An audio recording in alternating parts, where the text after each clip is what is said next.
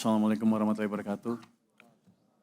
Selamat pagi, salam sejahtera untuk kita semua. Rekan-rekan media yang saya hormati, pada kesempatan pagi hari ini kami akan menyampaikan realisasi APBN kita, kinerja dan fakta sampai dengan akhir Januari 2026. Sebagai bentuk transparansi dan akuntabilitas pengelolaan keuangan negara di tengah tahun yang penuh dinamika dan tantangan global. Paparan akan saya awali dengan perkembangan ekonomi terkini, baik global maupun domestik. Kemudian Pak Wamen akan melanjutkan dengan penyampaian realisasi pendapatan negara, belanja negara, dan nanti Pak Wamen, Yuda lu ya? Yuda lu? Kayak nama anak gue ya, baru ingat gue. Oh iya betul ya. Akan menyampaikan tentang pembiayaan.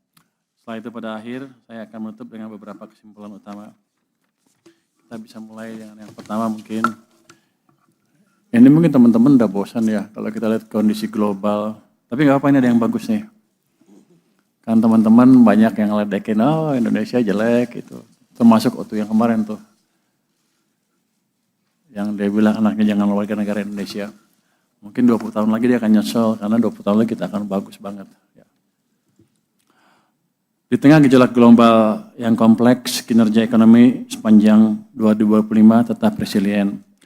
Perkembangan terbaru menunjukkan Mahkamah Agung AS membatalkan tarif resiprokal Presiden Trump. Pasar juga mencermati isu independensi The Fed pasca nominasi Kevin Warsh. Setelah 3 kali pemangkasan, FOMC Januari menahan suku bunga di 3,5% sampai dengan 3,75%. Selain dinamika dari AS, ekonomi global juga dibayangi oleh tantangan perlambatan pertumbuhan di Tiongkok akibat lemahnya konsumsi domestik di negara tersebut. Namun di tengah latar belakang tersebut, ekonomi dunia menunjukkan resiliensi yang dimotori oleh negara berkembang. Indonesia menjadi negara dengan pertumbuhan tertinggi dan defisit yang paling rendah di tahun 2025. Capaian ini semakin bermakna karena kita berhasil menjaga rasio defisit dan rasio utang pada level yang jauh lebih aman dan terkendali dibandingkan dengan banyak negara peers kita. Pemerintah akan terus memantau risiko global ini untuk memastikan momentum pertumbuhan domestik tetap terjaga di tahun 2026. Kalau kita lihat gambar depan, pertumbuhan ekonomi kita 5,11%, di bawah Vietnam maupun Malaysia. Tapi kalau kita lihat defisitnya berapa, kita 2,9% dari PDB, Vietnam 3,6% dari PDB, Malaysia tuh 6,41% PDB. Jadi dia bayar pertumbuhan itu dengan ongkos yang besar sekali dibanding kita. Kalau Anda bandingkan dengan standar internasional tentang kehati-hatian fiskal, kelihatan sekali Vietnam dan Malaysia sudah melanggar di atas 3% dua-duanya. Jadi kita bisa menciptakan pertumbuhan dengan memastikan prinsip kehati-hatian tetap dijaga. Jadi kita lebih jago dari negara-negara itulah.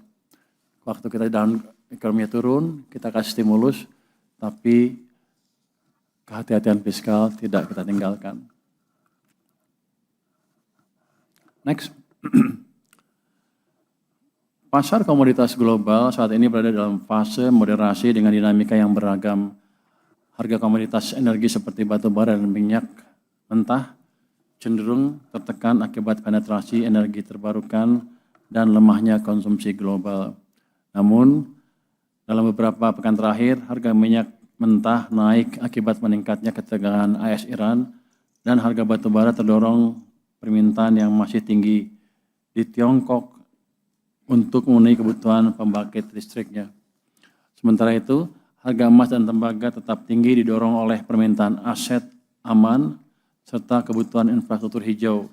Di sisi lain, harga CPO dan nikel yang volatile terus kami pantau dan dimitigasi melalui kebijakan pengelolaan supply yang disiplin, dan konsistensi program biodiesel.